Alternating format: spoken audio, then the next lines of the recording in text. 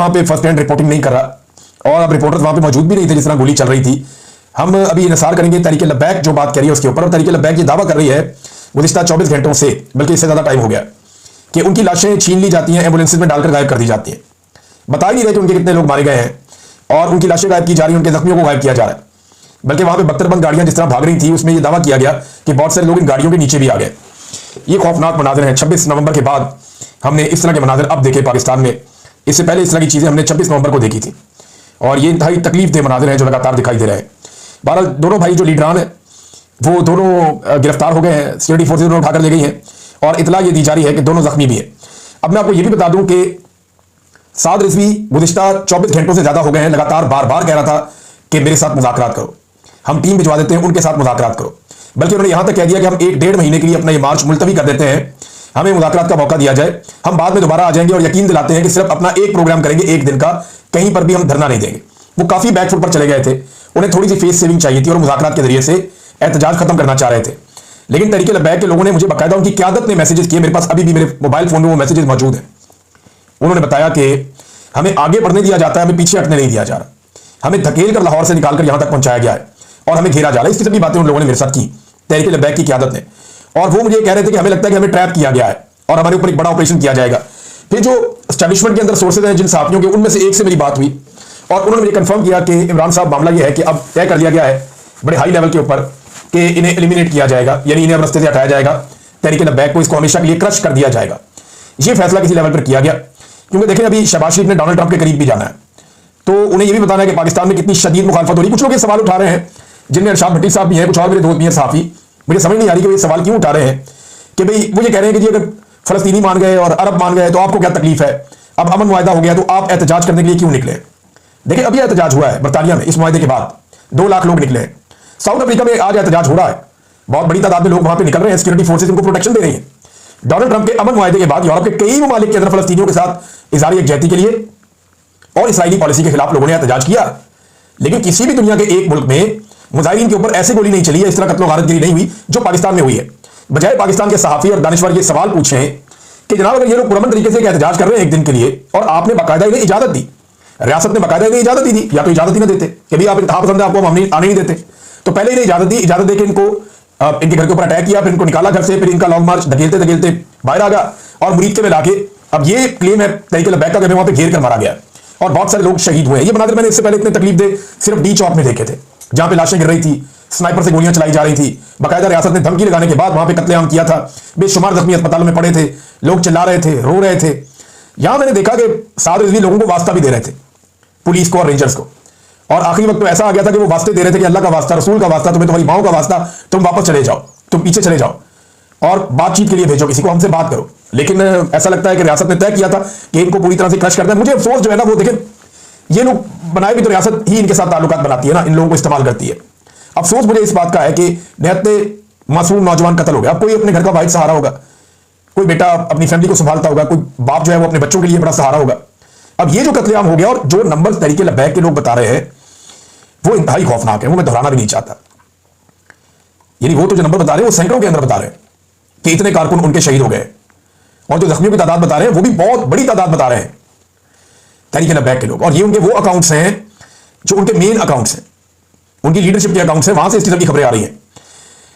साद रिजवी ने गायब होने से पहले, मेरी उनके बारे में अभी हमें मालूम नहीं है कि उनको कहां पहुंचाया गया है, या जख्मी होने से पहले, बेहोश होने से पहले जब उनको उठाकर ले गए, कंटेनर को आग लगा दी, तो उन्होंने यह भी बताया था कि घरों को भी मसमार किया जा रहा है तहरीक लब्बैक के कारकुनों या रहनुमाओं के। 9 घरों के बारे में उन्होंने कहा कि उन्हें मसमार कर दिया गया है। दुनिया के कई ममालिक में एहतजाज हो रहा है, अमेरिका की अमन डील के बावजूद हो रहा है, तो अगर पाकिस्तान में हो गया तो क्या हो गया। अभी तहरीक लब्बैक एहतजाज कर रही थी, जमात इस्लामी ने भी तो किया, अभी पेशावर में अभी किया, उनके साथ तो ये नहीं हुआ। जमात इस्लामी ने अभी पेशावर में एहतजाज किया, अमन डील के बाद किया, डोनाल्ड ट्रंप की, उन्होंने अपनी बात रखी पाकिस्तान के सामने, हुकूमत के सामने। तो तहरीक लब्बैक को ऐसा लगता है कि एक प्लान के तहत ये रियासत ने शायद सोच लिया था। देखिए ये बड़ा अनफॉर्चुनेट है, हमें से पाकिस्तानियों में जो किसी एक को मार पड़ रही होती है बाकी खुश हो रहे होते हैं। मैं फिर आपको कह रहा हूं कि तहरीक लब्बैक के नजरियात से मुझे शदीद इख्तलाफ रहा बहुत सारी चीजों से, तर्ज अमल से, और शायद आइंदा भी रहेगा। लेकिन मैं निहत्ते लोगों पर गोली चलाने का हमायती कभी नहीं हो सकता। रियासत के कुछ उसूल होते हैं, ये तो नहीं होता कि आप एकदम गोली चलाएं और धावा बोल दें, चादर और चार दीवारी का तकद्दुस भी आप पामाल करें। वो अगर आज किसी के साथ हो रहा है तो कल आपके साथ भी होगा। मैंने कई दफा कहा कि बारी बारी सबकी बारी।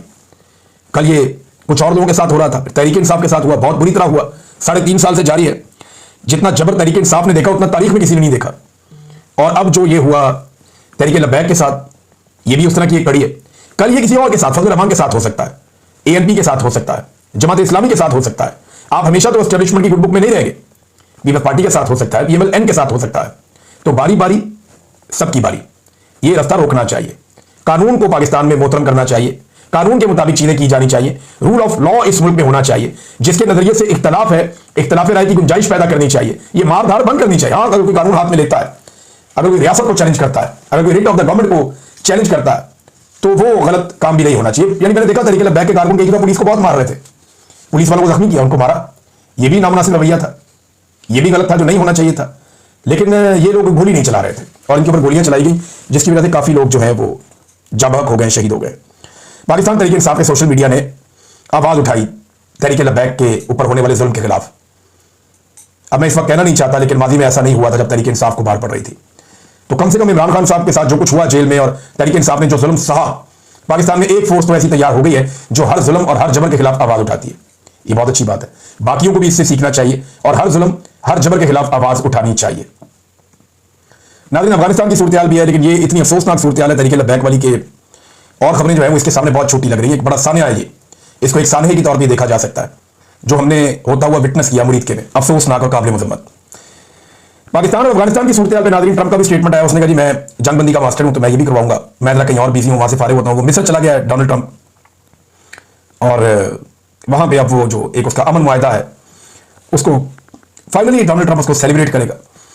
और पाकिस्तान ने पहली बार जो एक स्टेटमेंट पाकिस्तान की जानिब से जारी हुआ अफगानिस्तान को लेकर, झड़प के बाद जो बॉर्डर पे हमारी अफगानिस्तान के साथ हुई, दोनों के दावे तो अपनी अपनी जगह पे। पाकिस्तान ने कहा कि बहुत नुकसान पहुंचाया अफगानिस्तान का, और ये रिपोर्ट भी हुआ।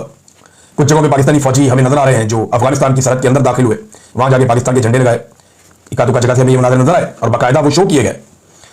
और दूसरी तरफ अफगान तालिबान हुकूमत जो है उनके अपने दावे हैं। लेकिन एक बात हमें याद रखनी चाहिए कि हमने बहुत बुरे ताल्लुकात रखे उन लोगों से जो अफगान तालिबान से लड़ रहे थे।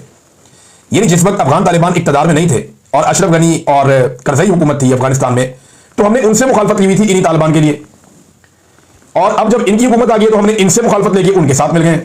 यानी हमने अफगानिस्तान में हमेशा अपोजिशन में रहना है। मैं ये नहीं कह रहा कि पाकिस्तान को क्या होना चाहिए, पाकिस्तान में जमहूरियत के साथ होना चाहिए, डेमोक्रेसी के साथ होना चाहिए, लोगों के मैंडेट का एहतराम होना चाहिए, पाकिस्तान हो, इंडिया हो, अफगानिस्तान हो, दुनिया का कोई मुल्क हो। लेकिन मेरा सवाल यह है कि पाकिस्तानी जर्नैलों की पॉलिसी है क्या? ये हमेशा उस तरफ जाके खड़े होते हैं जो अफगानिस्तान में अपोजिशन होती है। और अब जो पाकिस्तान ने अल्फाज इस्तेमाल किए, पहली बार अफगान तालिबान और दहशतगर्द धड़ों को एक ही पैराए में जिक्र किया पाकिस्तान ने, पहली बार तालिबान रजीम का लफ्ज इस्तेमाल किया गया। फिर यह भी कहा गया कि हम उम्मीद करते हैं कि एक दिन अफगान अवाम को आजादी नसीब होगी और उन पर असल नुमाइंदा हुकूमत हुक्मरानी करेगी।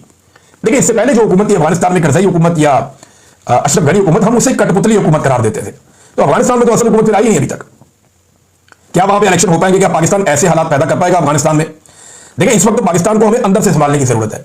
अफगानिस्तान में किसकी हुकूमत है, किसकी नहीं है, वो क्या करते हैं, क्या बेचते हैं, भाई हमारे यहां पे मुदाखलत ना करें और हमारे साथ मामला तय करें। वहां किसी की भी हुकूमत है, तालिबान की है, काले चोर की है, जिसकी भी है, हमारे साथ मामला तय करें जनाब के हमारा मुल्क, हमारी सरजमीन आपके खिलाफ और आपकी सरजमीन हमारे खिलाफ इस्तेमाल नहीं होगी।